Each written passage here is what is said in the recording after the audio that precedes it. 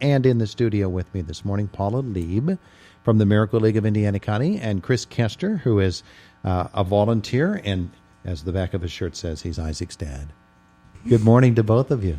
Good morning. How are you? Wonderful. It's good to have you with us here today. The Miracle League of Indiana County has been, it's been 5-6 years, hasn't it? Actually, so it's been 4 years. 4? Yeah, Okay. and next year is going to be our 5-year reunion, so that's why we need as many volunteers as possible because our league is growing. Oh, yeah. Yeah. Oh, that's terrific. Yeah, Terrific. it is amazing. Yeah. What it has come to. Nancy Housel brought it here. Our Jerry Gillette, who just fortunately passed away, helped bring it as well. And it's been amazing. It's been a bombshell in Indiana, bringing so many players to our area. Yeah. But volunteers as well. All right, so the segment, just for folks who don't know how Indiana County's Miracle League works, the season is actually segmented, not only between younger players and older players, but the spring season and what would technically be known as the fall season, correct? Correct. Yeah, okay. And now's the time. We need volunteers. Very, very badly. We need volunteers. Okay. In the spring season, our youth league kind of dwindled down in volunteers. So we had people coaching multiple teams, which doesn't work if the teams are playing each other and it's the same coach. And our adult league is growing. Each season, it's growing. Yeah. Right now, we have 57 players in the spring. We had 80 players in our adult league. So we are actually working towards splitting our adult league into 2 nights. Wow. Yeah. Wow. That's how big it is. That's a great measure of success, but it brings with it its own challenges. For those just joining us on Facebook, we're talking with Paula Lieb from the Miracle League, Chris Kester with the Miracle League as well. And Chris, you're a volunteer, and we're talking about the need for volunteers this morning as we get ready to start a whole new season. Yes. And so let's discuss it. What are the benefits for you as a volunteer? Even though we're not looking at benefits for volunteers. So you get a lot out of it, don't you? Very much, very much. And the first word that comes to mind is fun.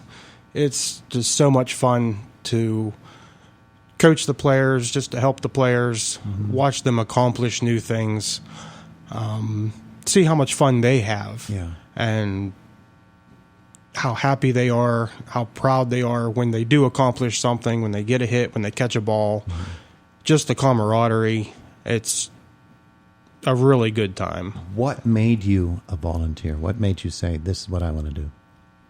Well, my son plays in the youth league, so I started volunteering to help him as an on-field buddy. He needs help batting, running the bases, typical baseball things. And then from there, I started helping with the adult league. Yeah.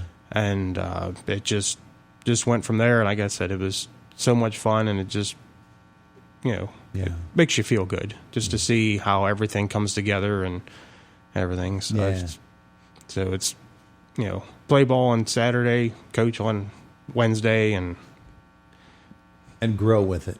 Yes. And grow with it. And that's what Paula, that's what you need, is people who want to grow along with the program. Yes, absolutely. And we do have people who, like Chris has a child who plays, so he got started volunteering because of that. But we have a tremendous amount of people who coach our teams, who have no players, who are their kids. We have volunteers who they're teachers in a school district that have seen these kids around and just kind of wanted to help out in the community. And this is the best way to do it because you're changing life. Yeah. I mean, and they're changing yours, essentially. Yeah. Okay. So the structure of it is each player needs to have somebody who can help them, correct? So it depends on the disability. Some of our players need the physical aspects. So like Chris said, his son needs help batting, running the bases, just getting around in general. a lot of our players have more of a mental disability, so they just want the social aspect of having somebody by their side, so they have somebody to talk to throughout the game. Kind of giving them the verbal cues, so they don't really need the physical aspect of it. But yeah, almost all of our players have a buddy or someone who they feel they can go to if they need help. Yeah. And then we have coaches, we have national anthem singers, we have people who set up and clean up the field. We actually have a concession stand for both games that we have. So our Saturday morning youth league, Saturday morning youth league, we have a concession stand, and our Wednesday night adult league, we have concession stand as well. Yeah. So we try to tailor the job for the volunteer to like what they like to do. We also have announcers. So Skip McGreevy, he is one of our best announcers, along with Dana Henry. So we try to, especially for those in high school, we would love for them to come and volunteer, kind of get their feet wet volunteering wise. It's good for their resume. But then you're in such a positive atmosphere that it makes you want to come back. Yeah. Plenty of opportunity there. From the number of positions you described, the number of needs that there are, if somebody has the time to give, then that's a wonderful way to give it, isn't it? Absolutely. Yeah. It's the best way to give it. Okay, so the fall seasons are starting when? So fall season, we have our Wednesday night adult league. Starts August 21st, and that will be at 5:30. We'll have 2 games. Just depends on how many players are on each team for how long the game will last. It's typically 5:30 and 7 o'clock. And then our youth league will start August 24th. Okay. So basically that first week of school, we start. Okay. And then our youth league, we will start at 10:30 a.m. For folks who don't know, the Miracle League field is at the Indiana County YMCA, where you'll find Paula. And if somebody wants to volunteer, what's the process? What do they need to do? So they can contact the YMCA. Just call the front desk welcome center. They will walk you through the process. In reality, all you need is volunteer registration form. Fill it out. If you are 18 years and older, you need clearances, which most people already have. Yeah. Turn in everything, and then we get you placed wherever you would like to volunteer. So we don't set you where we need you. It's more or less where you want to volunteer. That's great. That's great. And for those who do not have their clearances, those are not hard to obtain, are they? No, not at all. And we do have a direction sheet to walk you through it. It is not hard at all. And we use the Aaron building to help us get through it. Yeah, they do the job. Chris, did you have clearances when you started? Or did you have to go through that process? I had to go through the process when I first started. Pretty and simple. it's very simple. Yeah. I believe I did mine online. It took a few minutes. And it was very easy. And then you were off and running. There you go.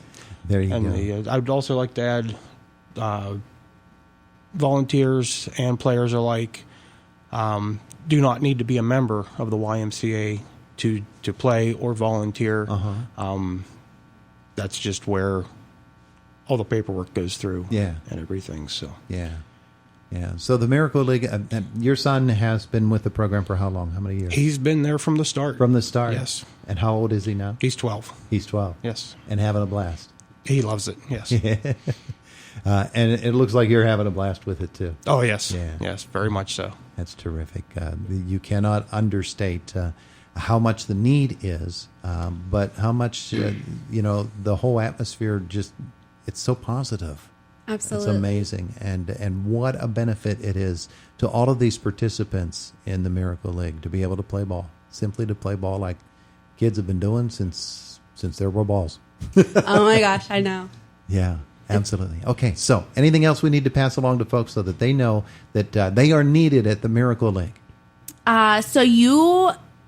For volunteers, you can be 12 years of age and older. Okay.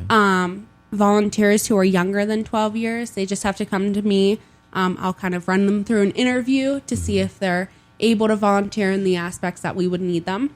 Other than that, come out. Even if you don't want to volunteer or are unable to volunteer in the ways that we need people, be a fan in the stands. That is the best way to volunteer. If you can't be hands-on, come out, sit in the stands, watch our players, because it will change your life. It will change the perspective of baseball for you. It's amazing, especially with our adult league.